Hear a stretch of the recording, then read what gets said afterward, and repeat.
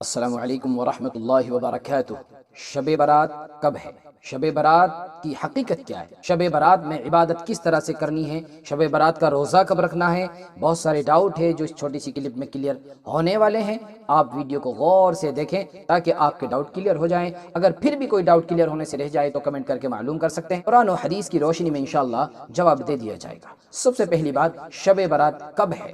تو 28 مارچ کی جو مغرب ہوگی، مغرب کے بعد سے شب برات شروع ہو جائے گی، یعنی تو 15ویں شعبان کی رات وہ لگ جائے گی، چونکہ اسلام میں رات سے شروع ہوتا ہے، یعنی مغرب کے بعد چاند دیکھ کے اگلی تاریخ شروع ہو جاتی ہے، تو وہ 15 شعبان کی رات ہوگی۔ مغرب کے بعد سے اتوار کا دن ہوگا اور صبح فجر طلوع ہونے تک یہ رات رہے گی۔ شب برات کی حقیقت کیا ہے؟ فضیلت کیا ہے؟ اس رات میں ہوتا کیا ہے؟ کیا اللہ کے نبی صلی اللہ علیہ وسلم سے یہ رات ثابت ہے؟ یہ سارے ڈاؤٹ، چلیے میں سب سے پہلے آپ کو دارالعلوم دیوبند کا فتویٰ سناتا ہوں اور دکھاتا ہوں۔ آپ بھی دیکھیں اسکرین پر، دارالعلوم دیوبند کا فتویٰ ہے جس میں دارالعلوم دیوبند کی طرف سے لکھا گیا ہے کہ ابن ماجہ کی ایک روایت ہے جو کہ ضعیف ہے، کہ جب نصف شعبان یعنی 15ویں شعبان کی رات ہو تو تم اس رات میں قیام کرو اور دن میں روزہ رکھو، اس لیے کہ اللہ تعالیٰ اس رات میں آسمان دنیا کی طرف اتر آتے ہیں اور ارشاد فرماتے ہیں کہ ہے کوئی مغفرت طلب کرنے والا جس کی میں مغفرت کروں، ہے کوئی روزی طلب کرنے والا جسے میں روزی عطا کروں۔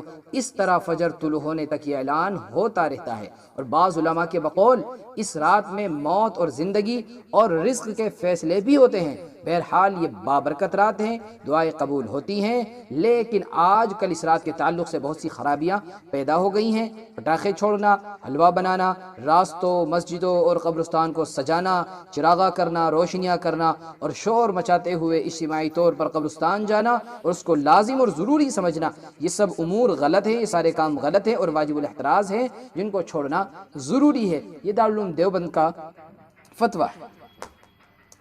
تو ناظرین، یہ دارالعلوم دیوبند کا فتویٰ تھا جو میں نے آپ کو پڑھ کے سنایا۔ اس کے علاوہ دارالعلوم دیوبند دوسرے فتوے میں لکھتا ہے، آپ اسکرین پر دیکھیں، میں سناتا ہوں پڑھ کر۔ یہ فیصلے کی رات ہے، یعنی اللہ کے لکھے ہوئے مقدرات کی اس رات میں تجدید ہوتی ہے، اور مغفرت کی رات ہے۔ اس رات میں جس سے جس قدر ہو سکے اپنے گھر میں اللہ سے مغفرت کی دعا کرے۔ عبادت کی رات ہے، جس قدر جس سے ہو سکے اپنے گھر میں بیٹھ کر نوافل پڑھے یا قرآن کی تلاوت کرے۔ حدیث شریف میں آیا ہے، قوموا لیلہا وصوموا نہارہا، یعنی رات میں جس قدر ممکن ہو نوافل پڑھو، اللہ سے مغفرت کی دعا کرو، اور اگلا دن یعنی 15ویں تاریخ میں ہو سکے تو ایک روزہ رکھ لو۔ یہ سب کام فرض اور واجب تو نہیں ہیں۔ اسی طرح اس شب میں اکٹھا اجتماعی طور پر خوب چہل پہل کے ساتھ مسجدوں میں جانا، جمع ہونا، یہ بھی ثابت نہیں۔ اس رات میں رت جگہ کرنا، چہل پہل کرنا، آتش بازی کرنا، اچھے کھانے، حلوہ وغیرہ بنانا، یہ سب شیعوں کا طریقہ ہے۔ وہ لوگ اس لیے چل پہل کرتے ہیں کہ ان کے یہاں وہ دن امام غائب کی پیدائش کا دن ہے، اس لیے وہ لوگ اجتماعی طور پر خوشیاں مناتے ہیں۔ ہم سنی مسلمانوں کو اس سے بچنا چاہیے، گھر کی تنہائی میں بیٹھ کر نوافل پڑھ لیں، اور جی چاہے تو اگلے دن کا ایک نفلی روزہ رکھ لیں، اور باقی تمام خرافات سے بچنا چاہیے۔ تو ناظرین، یہ کلیئر ہو گیا کہ رات فضیلت والی رات ہے، اور اس رات میں اللہ کے نبی صلی اللہ علیہ وسلم نے عبادت حکم بھی دیا ہے، اور آپ صلی اللہ علیہ وسلم نے اس رات میں عبادت بھی کی ہے، اور اس رات میں ایک مرتبہ اللہ کے نبی صلی اللہ علیہ وسلم قبرستان بھی تشریف لے گئے ہیں۔ تو آپ بھی قبرستان جا سکتے ہیں، لیکن اکٹھا ہو کر نہیں، شور مچاتے ہوئے نہیں، بہت خاموشی کے ساتھ، اس نیت کے ساتھ کہ میرے نبی صلی اللہ علیہ وسلم بھی قبرستان گئے تھے، اس سنت کو زندہ کرنے کے لیے میں قبرستان جا رہا ہوں۔ اب رہا مسئلہ روزے کا، 15ویں شعبان کا جو روزہ ہے اس کا روزہ رکھنا کیسا ہے، تو چلیے دارالعلوم دیوبند کا ہی فتویٰ دیکھتے ہیں کیا ہے اس بارے میں۔ تو دیکھیں اسکرین پر، دیکھیں دارالعلوم دیوبند ایک سوال کے جواب میں لکھتا ہے کہ جی ہاں، شب برات کا روزہ ثابت ہے، اگرچہ روایات ضعیف ہیں، یہ روزہ نفل ہے، اس کو ضروری کسی نے نہیں کہا۔ بہرحال اس دن کا روزہ اگر کوئی رکھتا ہے تو ثواب ہے، اگر کوئی نہیں رکھتا ہے تو گناہ کوئی نہیں ہے۔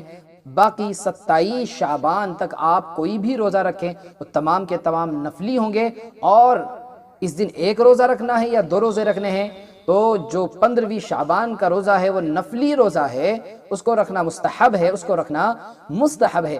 اس کے علاوہ باقی ہر مہینے کی 13، 14، 15 تاریخ کو روزہ رکھنا، یہ بھی اللہ کے نبی صلی اللہ علیہ وسلم کے عمل سے ثابت ہے، سنت ہے، رکھ سکتے ہیں۔ لیکن بہرحال شب برات کے اگلے دن جو 15ویں شعبان کا روزہ رکھتے ہیں، بس یہ ایک 15ویں شعبان کا روزہ رکھنا مستحب ہے۔ ایک مسئلہ اور رہ جاتا ہے کہ قبرستان جانا کیسا ہے۔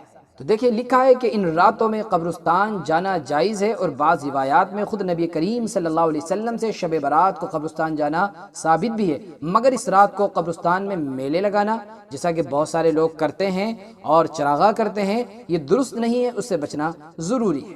تو ناظرین یہ ڈاؤٹ تھے جو کلیئر کر دیے ہیں میں نے، اور اگر آپ کا کوئی ڈاؤٹ ہے، آپ کو کوئی شک کوئی معلوم کرنا ہے تو کمنٹ کر کے آپ معلوم کر سکتے ہیں، انشاءاللہ قرآن و حدیث کی روشنی میں ضرور جواب دیا جائے گا۔ السلام علیکم ورحمۃ اللہ۔